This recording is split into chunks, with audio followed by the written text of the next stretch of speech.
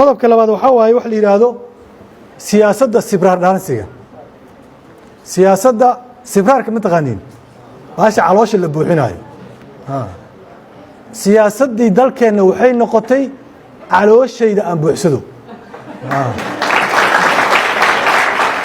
maxaa iigu jiro ku leeyahay, maxaan ka helaa, maxaan ka samaynaa, maxaa iga soo gelaa, niyow maxaa ii haysaa, maxaan kaa faa'iidaa, ayadana intaasay ku dhisan tahay. marka waa siyaasadda caloosha la dhaaminayo. taasna waa caqabadaha ugu waaweyn ee siyaasadda Soomaaliya haysta oo u baahan in lala dagaalamo. siyaasad maxay ahaan jirtay? siyaasadda waxay ahaan jirtay afkaar, waxay ahaan jirtay fikir, aragti,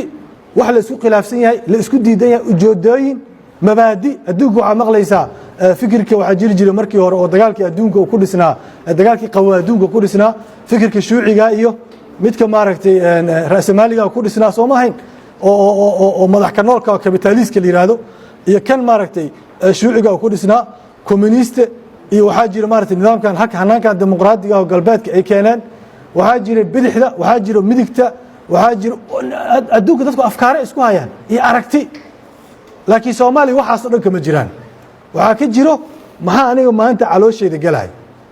ama xildhibaan ha ahaado, ama wasiir ha ahaado, ama qof madax ha ahaado, qofku wuxuu ku xisaabtamayaa maxaa aniga aan meeshan aan ka helayo dan ugu jira. calculationka markuu xildhibaannimada doonayo wuxuu ka bilaabayaa doorashada madaxweynaha, mooshinada baarlamaanka intay la eg yihiin, waxa uu ka faa'iidayo, waxa uu ka helayo, haddii mooshin la keeni meequu ka faa'iidaya. dadkii dhammaanay saasay ku salaysan yihiinba oo waxay sal u noqotay waa cudur, waa disease, waa fitna wuxuu nabiga yiri calayhi salaam oo dadku dhex baahay oo ah niyo maxaa dan iigu jira oo qiyamtii iyo akhlaaqdii dhammaa ay luntay. hadda sheekha quraanka akhrinaya Allah khayr siiye wuxuu ku bilaabay in Ibraahim wuxuu yiri kaana umma. Ibraahim wuxuu ahay nation, qaran u ahaa Ibraahim kaligiis. wuxuu ku noqday wuxuu u taagan yahay waa fikirkiisa, waa mabda'iisa, waa aragtidiisa u ahay, wuxuu ummad ku noqonay oo Ilaahay leeyahay ummadu ku ahaa. ma ahayn dhaqaale oo haysto inta hanti oo heli karo, waxa oo jeebkiisa ku jira, xoolaha oo ilmaha intee leeyihiin ma ahayn. markuu Ilaahay leeyahay umma oo ahay kaligiisa ummad taagan aha, waa waxa idealist wax la yiraahdo, waxa uu u taagnaa waay oo fikir iyo aragti ah.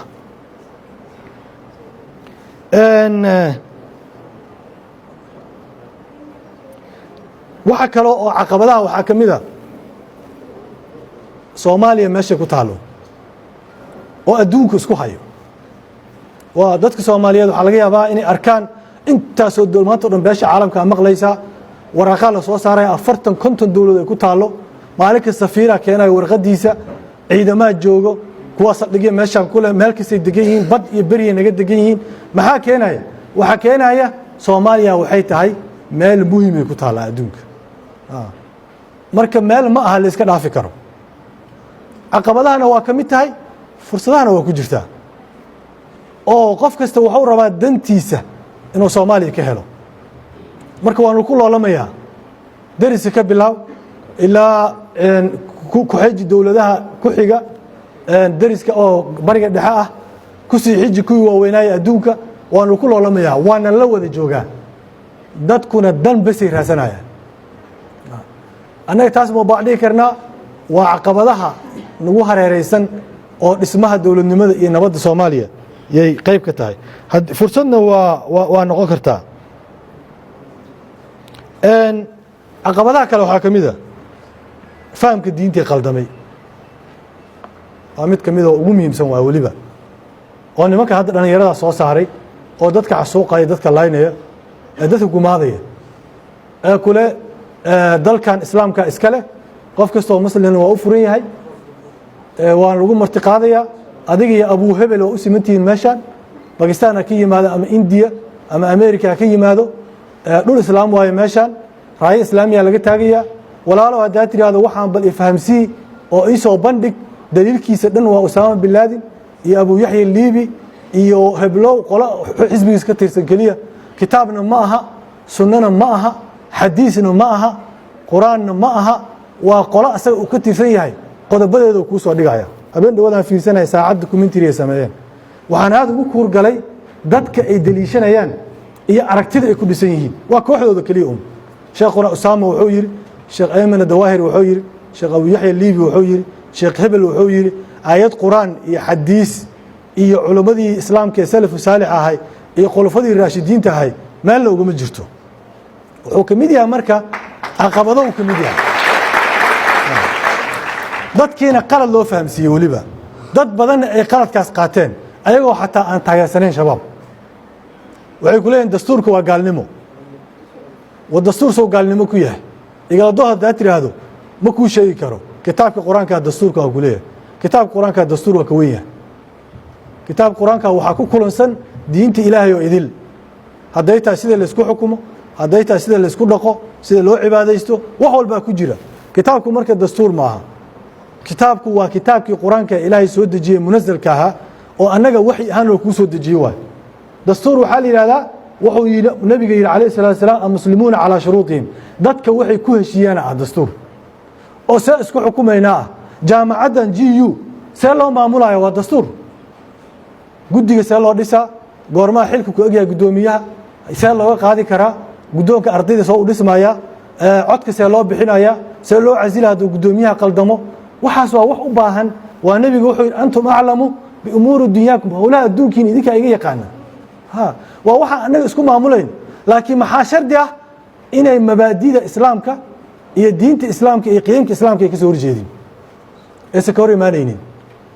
sababtaasoo ibnu qayim aljawsi allah u naxariistay wuxuu yidhi faaynamaa tamat almaslaxa faaynamaa tamat almaslaxa wuxuu yidhi fatama sharcu llaahi meeshii ay maslaxad dadka maslaxadooda ku jirto oo sharciga ilahay ku jiraa ma qofaa nagu qanci kara in dad inta la qarxiyo 500 qof laga dilo ama dad inta la laayo oo la gumaado ama dadka indheergaradka oo dhan madaxa laga wada jabiyo maslaxadda ummadda ku jirta ayaa loo sheegaya ma jirto fa aynama kaanat almaslaxa fatama sharcu llaahi yiri meeshii maslaxada dadka ay ku jirto yaa sharciga ilaahay ku jira hadaas waay markii la sheegayo maraajicda islaamka markii laga hadlayo oo laga qiyaas qaato markii la yiraahdo kitaabka sunnada qiyaaska waxa ku jirta almaslaxa almursala wax la yiraahdo maslaxada ummadda waa marjic kamida maraajicda diinta waxa dadka dantooda ku jiro waxaasna maxaa waaye waa alcadl waaye in cadaalad la helo ma qofa ii sheegi kara asoo i arag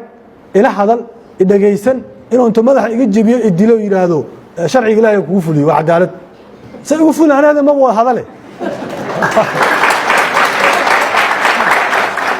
nabiga waa waqti alayhi salatu wasalam nina inta u yimaado wuxuu leeyahay rasuulullaahi waxaan zina sameeyay xadkii laga jaasiyaa raba war muubta waa ka jeestaa war muubta waa ka sii jeestaa war muubta waa ka sii jeestaa war ninka laga soo hubiyo wuxuu sheegaa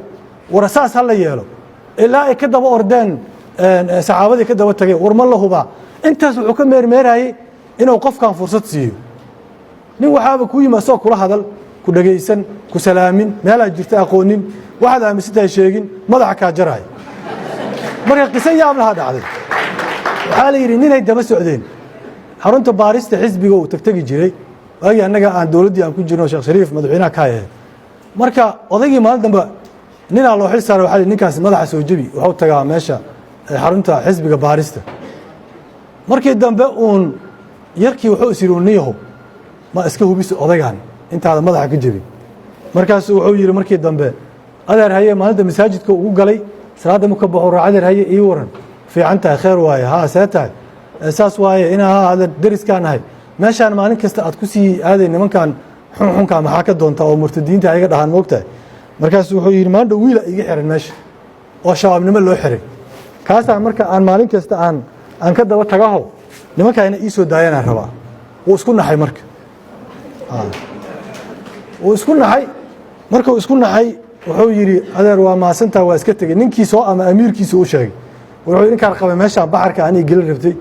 oo odaygii miskiinka ahayo asaga wiilkiisii shabaabnimo loo xiray soo day rabaa madaxa aan ka jebin rabay markaasuu yidhi waxaas dhib ma leh gaalada muslimiinta ku dhex qaldanto waaye marka waxaas ma aha marka cadaalad ma aha waa waxna ummad lagu dhaqi karana maaha oo islaamnimo toona ah ma sahlana waa ogtihiin usaama bin zayd oo nebiga qof uu ka jecel yahay aysan jirinin calayhi salaatu wasalaam iyo iyadoo dagaal lagu jiro oo muslimiinta iyo gaaladii kurka iska jarayaan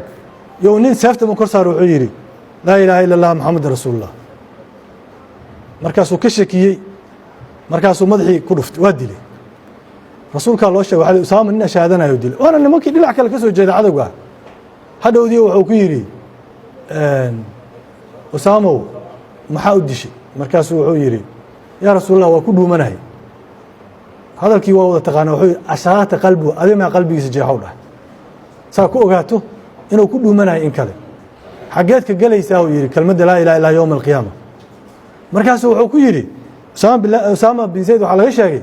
maalintaas shallaydaan bilaabay hooyadaa maxay dib kugu dhali weysa ay qabatay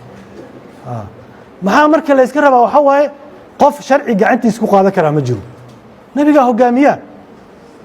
waa inay dadku system iyo cadaalad iyo hanaan dowladeed maraan ma annagaa gaalada ka liidana kay u qabteen 11 September maraykanka ayadoo waxaa ugu dambeysay 20 milyan ay sii mareen qarash ku baxay in la maxkamadeeyo waa ninkii loo haystay dee inuu 11 September ka dambeeyay magaciisa Muuse ma ahay magaciisa kamad Khalid Sheekh ma wax la ma garanayo waa xiray ilaa hadda soo walba maxkamadii loo yaray qareena loo qabtaa waxay rabaan qofka inuu cadaalad helo marka annaga haddii qofkii yiraahdo madaxan ka jaray marka waxay kamid tahay waa ku dheeraaday caqabadahay kamid tahay fursadahan u gudbaynaa marka caqabadaha waa badan ilaa kuwa koobaynaa kuwooda ugu muhiimsan fursadaha waxaa ah dadka inay daaleen waa fursad oo qof walba ay ka daashay arintan dawlad la'aanta arinta system la'aanta arinta horumar la'aanta arinta waxbarasho la'aanta arinta lagu daalay dadkii inay dhiban yihiin oo ay rabaan inay isaga baxaan dhibkan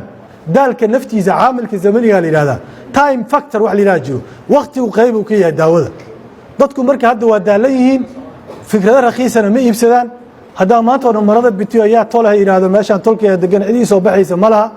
dadku waxay leeyihiin saaxiibo maxaa kale ku daraysaa maxaa kale haysaa dadka xogaa waxa ka muuqdo bisayla ka muuqda bisaylkaas marka waa fursad waay iyo qabiilkii in laga daalay nafteeda waa fursad oo u baahan waxa kale oo fursada inuu bulshadeeni dhalinyaro tahay xoogeedii dhalinyaraas maxay faa'iido leeyihiin 75 dhalinyarada wixii ka horeeyay shaqo kuma leh aabayaal isdilay odayaasha joogay hadda markaan la hadlayo hobyan waxaan ku yiri intiina odayaalatiin go'aan qabiila la gaaraysan laakiin waxaan ku yiri ogaada 75% dhalinyaro ah oo idinka iyo waxa isku aysan jirteen awoyaashiin iyo kuwa hadda awada degtaan iyo qabiiladan jufadan dhexdeeda iyo aan u xisaabsanayna oo batashaane ku xisaabtama marka dhalinyaradii waxay yihiin waxa la isdilay iyo reer hebela isdilay iyo intaas kala tirsanaa iyo qabiilkaas waxaana isku haynaa dan kama ayaga dhalinyarada social media oo la macaamilaan nolol iyo waxay rabaan inay hor u socdaan iyo dawladnimo marka xisaabaad hore aad saameyn badan ugu ma laha saas daraadeed anaga waxaan ku faraxsanahay xisbiga wada jir inaan waxaan xoog ka saar dhalinyarada yahay waxa afkaarteena u soo istaago taageersan ee dhalinyarada yihiin